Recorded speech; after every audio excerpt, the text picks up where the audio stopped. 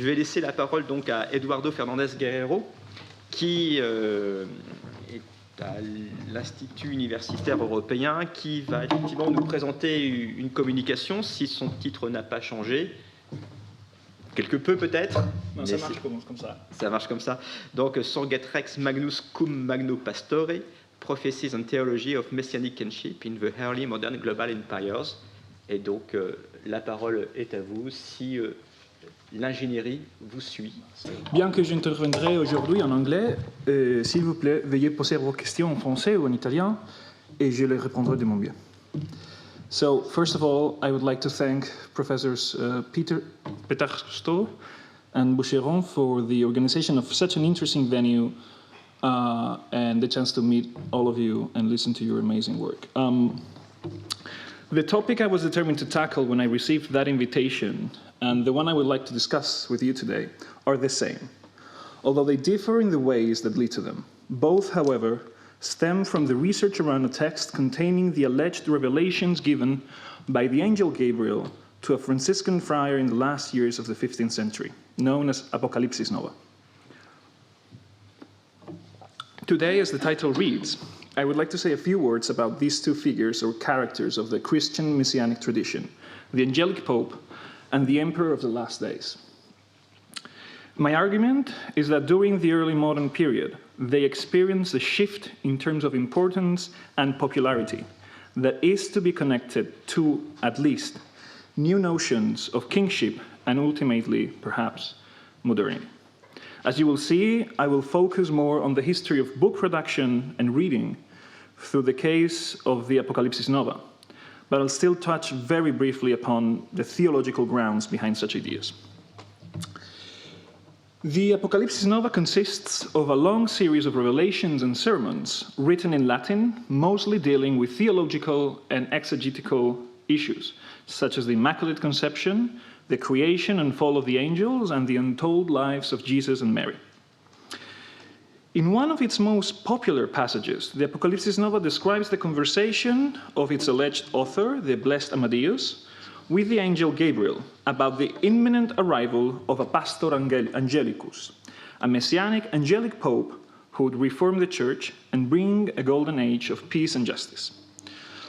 Although his identity remains secret through the text, he is clearly the main character of the prophecy, appearing frequently in all of the raptus or revelations that make the text. Indeed, the hopes for the Reformatio Ecclesiae had been consolidated around him, together with the expected miraculous conversion of Jews and Muslims before the end of time. However, in the last pages, there is an unexpected, very short reference to another figure next to the angelic pope. With the great shepherd, a great king will come, and God's will shall be perfectly accomplished. This Rex Magnus, a universal monarch who would unite all peoples under one kingdom, according to some of the manuscripts, is not mentioned anywhere else in the text. And yet, it would appear that the readers quickly noticed him. In the prologue of the Vexillum Christiana Victoriae, a treatise about divine providence, Giorgio Benigno Salviati dedicates the work to the King of France, Francis I, just a decade after the discovery of the Apocalypsis Nova. Voilà. I'll skip reading because I have too much to say, so you can read it here. But the specific part is, which you can see, well, somewhere there,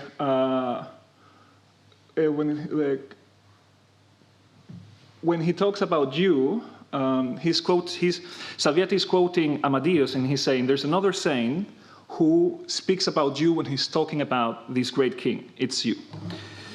Salviati, who was most probably the real author of the Apocalypsis Nova, was searching for a candidate for the Rex Magnus prophesied in his text. In fact, a few years before, he had dedicated the same text to Emperor Maximilian in very similar prophetical terms. And yet, despite these attempts, it was the angelic pope that was instinct with all of the millenaristic hopes for a golden age, as it's obvious in the remark he makes when introducing the Rex Magnus as the companion of the angelic pope. Compared to his importance in the text, the Rex Magnus is a secondary figure, a support role mentioned only in the end and briefly. However, during the 16th century, a series of changes would result in an overall inversion of these two figures' importance within Christian prophetic literature. Indeed, unlike Salviati, who tried to convince a monarch that they were called to rise as the Rex Magnus to accompany the Pastor Angelicus, the case in Spain of Pedro Isabal bears witness of this inversion in the mid-17th century. Isabal, a sacristan from Aragon living in Granada, had received a number of visions in which he was anointed by the Virgin and the Archangel Michael, among others, to become the universal king of the whole Christendom. After moving back to Zaragoza, he gathered a small court made of his supporters, and there, a few years later, the Jesuit Francisco Franco would arrive and claim for himself the role of the Pastor Angelicus, who, as prophesied in the Apocalypsis Nova, had to rise together with the Rex Magnus. The long history of its circulation from the early Renaissance to the end of the early modern period, the wealth of prophetic traditions it combines, together with its vast geographical reach, make the Apocalypsis Nova a particularly useful case to understand the inversion of these two messianic figures, the Rex Magnus and the Pastor Angelicus. This contribution argues for the existence of a secularization process and a rereading of religious prophecies in political terms in the modern era, due, we will see, to the development of a new political theology of Iberian monarchies in the context of their global expansion. The alleged revelations of Amadeus combine an interest in the mysteries of the faith, of the Christian faith, is still unknown to humanity, with the arrival of a shepherd chosen by God to reform the church and prophesied several times in the text. In fact, the text presents itself as some sort of handbook for the reform, whose discovery is the foremost sign of the imminent arrival of the Pastor Angelicus, and with him, the end of abuses and the beginning of a new age of justice and peace. And this is the description of that moment where God will choose someone following his will, his heart, and he will convert everyone, and there will be, again, as we have heard today, only one flock and only one shepherd. The figure of the angelic pope, who appears so often as to even nauseate the reader, as a Franciscan chronicle writes, constitutes a clear thread through the text. Originated in the context of Pope Alexander VI, the need for a reform that would put an end to the abuses of the ecclesiastic hierarchies was a widely shared feeling within the church at the time. In fact, at some points, the description of the angelic pope seems to be an inverted portrait of the Spanish pontiff. It's the part where he says, Canones et antiquas patrum consuetudines observavit, omnes pravas leges et consuetudines extirpavit, basically the opposite of what Alexander VI was doing. Or at least the bad myth around him. The ubiquitous presence of the Pastor Angelicus becomes much more evident when compared to the total absence of reference to earthly monarchs in the text, to earthly rulers.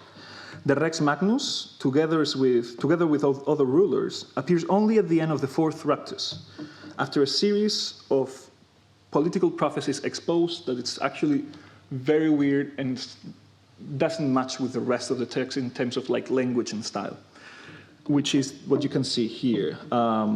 Venetians will join the angelic pope, and all Italy will help prepare a fleet, and then there's this series of sort of verse prophecies like Anglia in grandi angulo posita est, lei dipoterit, et sepius laedetur se ipsa, and so on. These forecasts are not part of any political propaganda campaign, as it's frequent in the case of medieval Iberian prophecies, for instance. As prophecies ex post, it is, composed after the events they allegedly prophesize, the role is to convince the reader of the truthfulness of the main prophecy, which is the arrival of the angelic pope, and with him, that of the Rex Magnus. This rationale explains their location within the text. It is always after a detailed description of the imminent arrival of the expected new pope, as the most evident signs of the tempora felicia. For instance, in the fourth raptus, when the blessed Amadeus asks Gabriel about the exact time when the angelic pope would come, the angel replies with a cryptic series of events that would mark the moment of his arrival, which, translated, are none other than the fall of the Visconti house in Milan, the arrival of Charles VIII to Italy, and the end of Aragonese rule in Naples, all of them which had happened before the composition of the Apocalypsis Nova. But maybe the most important element of these passages is their plasticity. Indeed, these political prophecies ex post were constantly updated to bring up the latest events and thus connect the text with the latest readers. Such is the case of the prophecies about the popes who would precede the Pastor Angelicus in the fourth Raptus. While in the oldest manuscripts, the series ends with a reference to Alexander VI, which is venit post illum bos cornupeta et taurus non bos. Other later manuscripts add to it reference to Pius III, Julius II, and Leo X, which are those you can see. The Ovis Lunata is Pius III, the Rugitus, like the Vox Rugitus, it's Leo X, obviously, and so on. So this plasticity and flexibility plays a very important role within the changes that lead to this inversion in terms of importance of the messianic figures of the Pastor Angelicus and the Rex Magnus during the 16th and 17th centuries. To illustrate these changes, it's enough to examine the different reading formations, to use the Tony Bennett's term, in which the text was read. And while this is not the place to offer a systematic picture of that circulation, because as you saw, it's too much, there are plenty of examples of these messianic hopes placed first on the angelic pope by the readers of the Apocalypsis Nova in the first phase of its readership. Indeed, the first part of the circulation was marked by the importance of theological contents, and those on the Reformatio Ecclesiae. For instance, its discovery in 1502 is described by Salviati as the revelation of arcana ingentia and the incredible secrets that God will soon operate in the church, without any mention to the Rex Magnus or political prophecies that he appeared with. It's in fact the angelic pope that the readers expect. Such is the case of the apostolic protonotary Bernardino dei Conti di Meda, who in 1525 described Amedius' alleged book as a book really angelical, because there are so many mysteries and things unknown to our doctors and explained in an amazing way.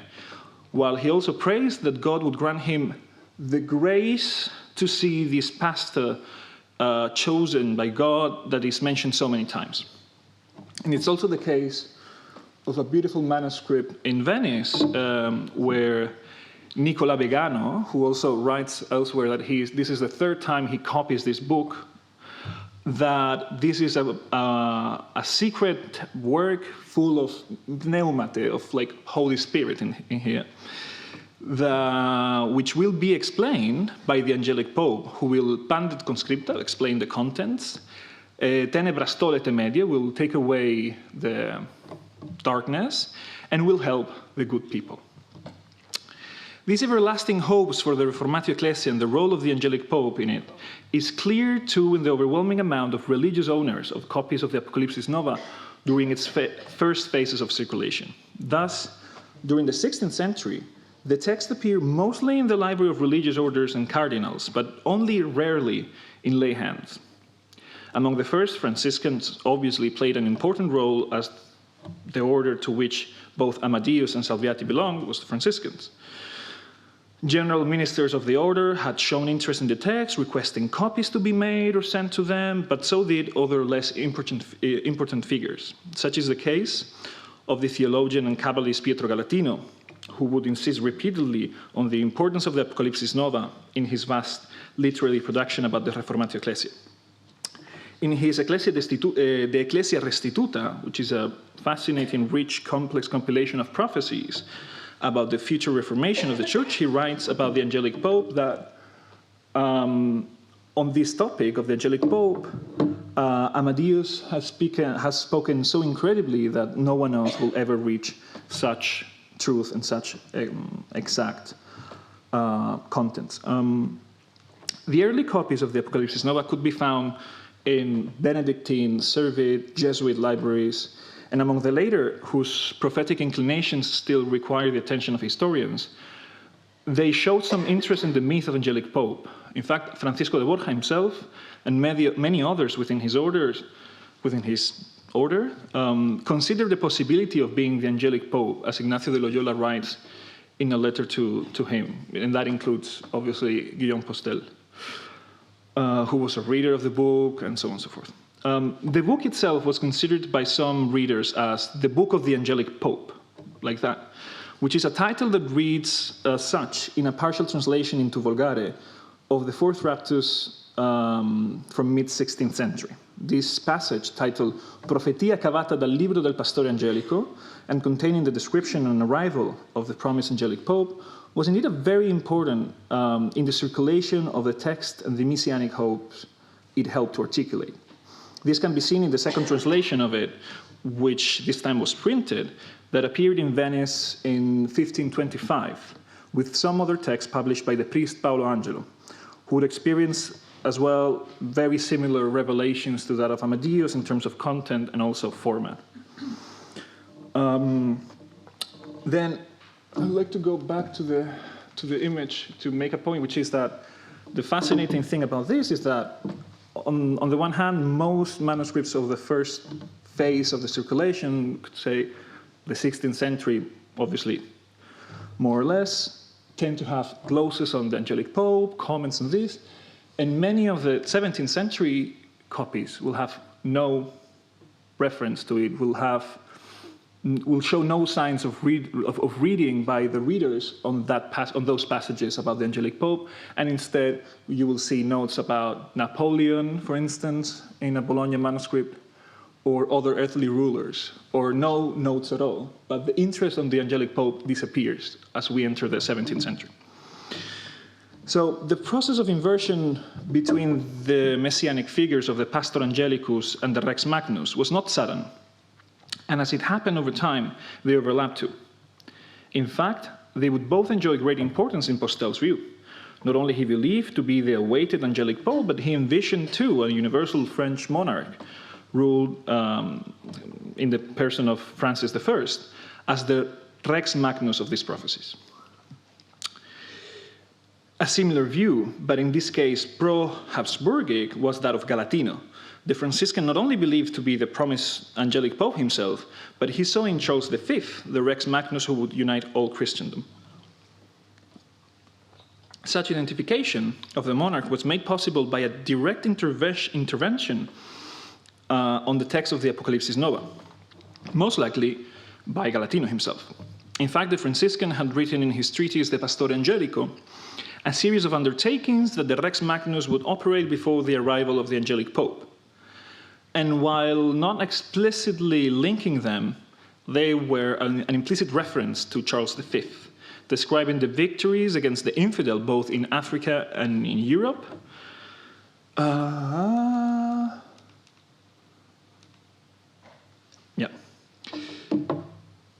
This description, based on the American expansion and the victories of Tunis in 1535 by the emperor, would be added to the text of the Apocalypsis Nova in almost identical terms, where the prophecy of the Rex Magnus was updated with the same signs described in the Pastore Angelico, which is this part about Regnum novae civitatis obtinevit, which is obviously the expansion, the wide expansion in what was felt as a new continent now during the rule of Charles V, and then infideles percutiet in Africa et poste in Europa. It's in Galatino's text that the passage appears for the first time, which would then appear in a good number of copies of the Apocalypsis Nova from the 17th century, especially of Hispanic provenance. This version of the Rex Magnus prophecy appeared too in some collections of pro-Habsburgic prophecies printed in Vienna and Munich at the end of the 16th century. The key to interpret the fragments of the Apocalypsis Nova in such way seems to be the interest of their editor, the Catholic polymath Johann Rasch, who had prophesied a number of times the defeat of the Ottomans and the arrival of the Emperor of the last days. His selection of prophecies from the Apocalypsis Nova consisted on a bricolage of the two passages that contain any political prophecies, located in the 4th and 8th raptus, together with some fragments from the 10th sermon. Rasch omits those lines more theological or regarding Italy specifically, and instead elaborates on the prophecy of the Rex Magnus, combining it with a passage from the Sermones about the union of religious orders, which is this. It's necessary that we all unite under one fold, and specifically, he talks about the union of all religious orders, and yeah. It's hard not to read this insistence on religious unity in relationship to political unity, considering how the Rex Magnus appeared, in fact, as part of Rasch's response to a famous Protestant prognosticon that forecasted the Ottoman victories in Austria and the fall of the Habsburg House. The publication of a fragment of the Apocalypsis novel within a collection of other political prophecies is particularly striking when considered next to the only previous example of a printed prophecy, of a printed fragment of the Apocalypsis Nova, which is the translation of the fragment about the angelic pope by Paolo Angelo in Venice in 1525, who was obsessed with church reform and the punishments he suffered while waiting for the angelic pope. In any case, these differences are not limited to the printed book. Manuscript copies of the text, either full or partial, bear witness of the different reception and interest that the Apocalypsis Nova sparkled in the later phases of its circulation. Moreover, the identification of the Rex Magnus from the Apocalypsis Nova with a real king was not limited to Charles V. These prophecies, together with other rereadings of the text, were used by the Portuguese João de Castro as the proof of the promised return of the encoberto Dom Sebastião. Even if the version used by Castro, while writing his Aurora da Quinta Monarquia, a collection of prophecies proving the messianic role of the Portuguese monarchy, did not contain Galatino's edition, the Portuguese author identified clearly the hidden king with the Rex Magnus, which you can see here. O grande rei de que fala o anjo não é outro que o rei Dom Sebastião. However, the vast prophetic literature regarding the messianic figures such as the Magnus Pastor or the Rex Magnus or the millenaristic ideas of reform are not limited to the early modern period. As we have pointed out during this workshop, many of the literary traditions that are common in the early modern period originate in the high Middle Ages or even late antiquity. Similarly, this process of rereading prophecies in political or religious terms, explained here through the Apocalypsis Nova, is far from being exclusive of the modern period.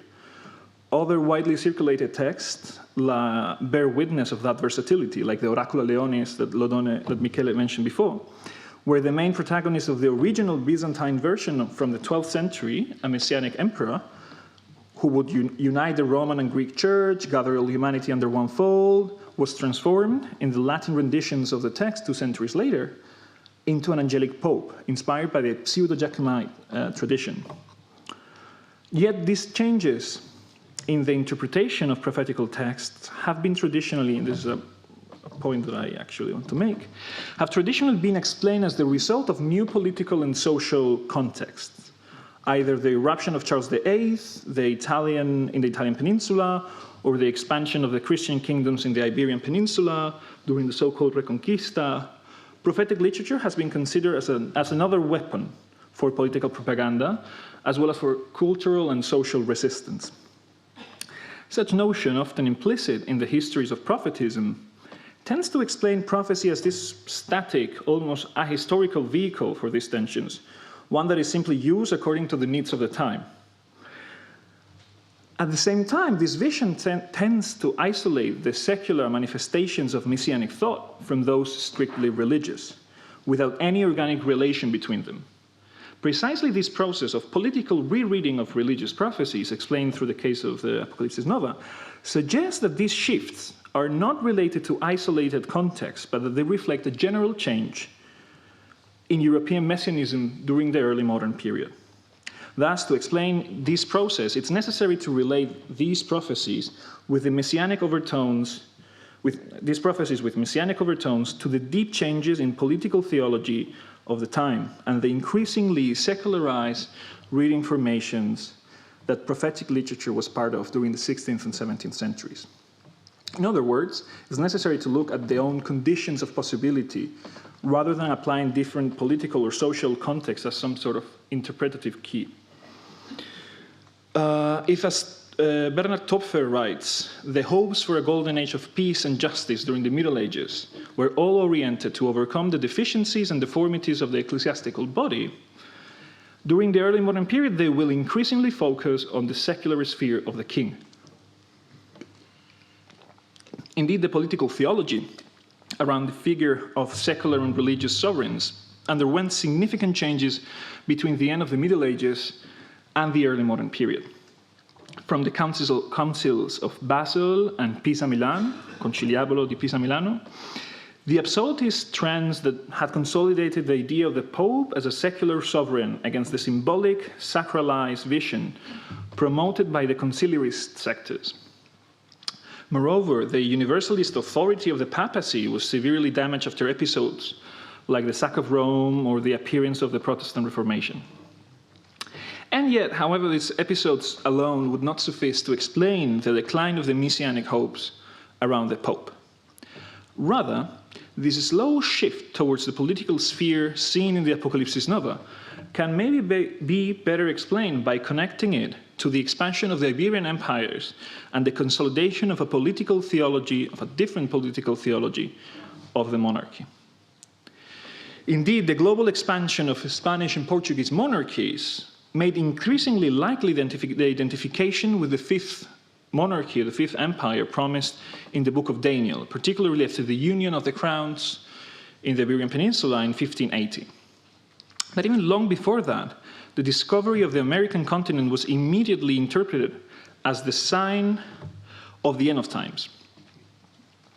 These territories were not only seen as a financial tool to fund the reconquest of Jerusalem, like in the case of Columbus, but as the ushering of a new age which, following Matthew 24:14, and this gospel of the kingdom will be preached in the whole world as a testimony to all nations, and then the end will come, which would come to its fullest with the conversion of the American people.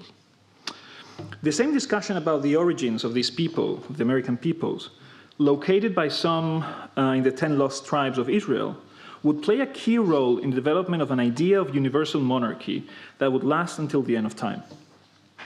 As a result of this, the figure of the king would be invested with increasing importance within millenaristic thought. Specifically, the Spanish crown enjoyed a special autonomy regarding the evangelization of the American continent, with both literal and symbolical responsibilities for it. An example of this can be found, like just one, in the increasingly sacralized and messianic vision of the king by the Franciscan friar Toribio de Motolinia, one of Mexico's 12 apostles, like the Franciscans that went to convert Mexico, who in his famous letter to Charles V not only addressed him as the leader and captain of the kingdom of Jesus Christ, which has to fill and occupy all of the world, but also call him to fulfill his duties, quoting again Matthew 24, since the gospel of the kingdom will be preached in the whole world as a testimony to all nations, and then the end will come, it is necessary that His Majesty hastes in making sure, hastes by its own office, the officio, in making sure that the holy gospel is preached in all of these lands.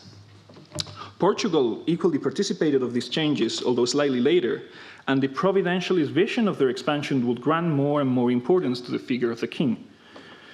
The complex prophetic cycle around the Encoberto Don Sebastião depended on a sacralized vision of the monarchy that not only interpreted the universal expansion as a sign of divine grace, but also saw in the king a messianic figure destined to bring a golden age. These are the premises of the fundamental text of Portuguese political theology, the so-called Oath of Afonso Henriques, a forgery that in the first years of the 17th century was presented as a document signed by the Portuguese king himself the founder of Portugal, as the proof of the divine mission entrusted by Christ to Portugal in the creation of a Christian empire. The American space undeniably played an important role in the millenarian expectations of a modern age.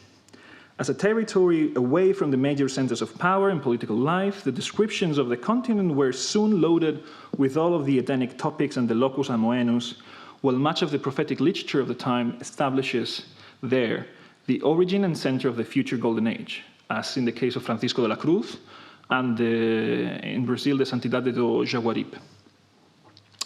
However, contrary to what has been said in this regard, the influence of the discoveries in Christian prophetism of the modern age seems to go beyond a reaction against the expansion of the Catholic monarchy and its colonial projects there. In fact, it seems to transcend the same appropriations of these prophetic discourses by the monarchy. Like the example set forth in the case of the Apocalypsis Nova, the political reading of messianism at the beginning of the modern age permeates all social sphere and does not refer to an official propaganda scope, precisely because it's the result of a change in the same perception of the figure of the king and his relationship to his subjects. The king presents himself as well as an agent for reform with authority over what is increasingly considered as a global territory, and at the same time, an increasingly sacralized figure with, one could say, Byzantine overtones, with religious responsibilities for a new social body upon which the messianic hopes for a better world. Parallel to the change, and I'm finishing, in the political theology of the papacy and the monarchy, another factor in the process of political reading of prophecies of religious scope will be the increasing secularization of the prophetic phenomenon. Without obviously denying the existence in popular areas of previous messianic traditions around the figure of a future monarch or emperor, it's evident how, from the middle of the 16th century, prophetic literature seems to leave the ecclesiastical sphere and move its center of gravity towards the secular world, as in the case of the Apocalypsis Nova. This translatio prophetia, is also the result of a change, gradual but clear, in the reading formations within which prophetic literature is inserted in the modern age. This way of placing the interaction between text, society, and reading, closely linked to a complex cycle of production and consumption, allows us to critically rethink the relationship between prophetic discourse and its context, usually drawn by historiography. Far from being a mere vehicle of expression for the social and religious tensions of the time, prophetic discourse is itself a changing object that reveals its own historical circumstance. And to finish, in 1689, a Fray Francisco de los Santos replied to a letter by the Duke of Pastrana, who requested a copy to be made from a book of El Escorial, where the friar worked as a lecturer. These were the Prophecies de San Malaquías, the prophecies of Saint Malachi, and the subtitle reads, Concerning the Kings of Spain. These prophecies were supposed to be a continuation of the more famous prophecies attributed to Saint Malachi, a forgery from 1590 that prophesies each pontiff with a very short verse. In this case, however, the same format was applied to the kings of Spain. This example, although different, obviously, from that of the Apocalypsis Nova, showcases the main trait of the process that I have tried to identify in this presentation. A rereading of religious prophecies by readers from the secular world who, as it will seem from the Duke's letter and life, have an interest in this text for the sake of collectionism. The case of the Apocalypsis Nova is interesting in this regard, as unstudied its circulation is. The rereading and focus on the messianic role of the Rex Magnus is, we argue, the result of a new political theology of kingship, in which the king becomes the ultimate author of reform and change, and therefore the main instrument of God's will. Thanks to the long circulation of the text from the early years of the 16th century to the end of the 18th century, we can examine this shift of expectations traditionally placed on the Magnus Pastor to that of the monarch, even through periods when both coexisted, like in the case of Galatino and Postal. In our opinion, the importance of the overseas expansion of the Iberian monarchies has been underrated. Such interpretation of early modern prophetism is due also to a rethinking of its relationship with the historic context, reader and text, as well as the notion of reading formation. Framing this in a unique, mutually dependent relationship allows us to understand prophecies not as mere rhetoric, static device, but as a very much living and organic part of political and religious thought. Thank you.